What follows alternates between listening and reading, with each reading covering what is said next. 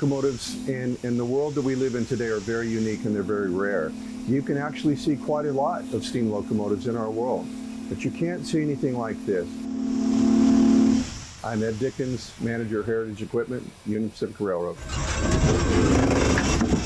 When you come into a community, the word gets out that the world's largest big boy is coming to town.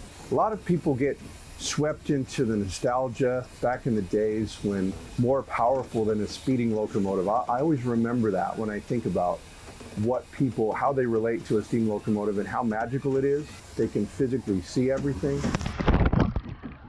When the locomotive gets close to them, they can feel this 1.2 million pound behemoth locomotive as it's moving along the track. When they hear that whistle blow, they can actually feel it in their lungs, feel it in their hair. I mean, it's just an incredible experience for everybody.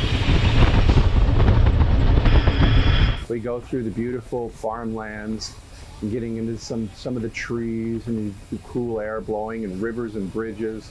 And although it will be tremendously hot, there's a wonderful beauty about that part of America. The railroads were built very early on.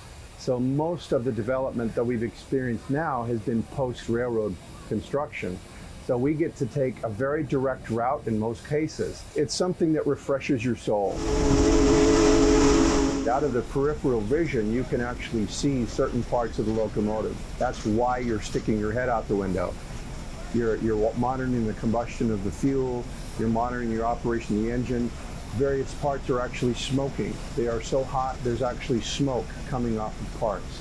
The underside of the firebox, as we operate, the grease is coming off and sticking to the underside of a 600-degree plate of metal, and it begins to smoke. And you're taking all of those sensations in as you're running that locomotive. It all connects for a real fascinating, once-in-a-lifetime experience for us. We remind people that railroads are very important. They've always been. And they remain to be very critical, very, very important in our lives today.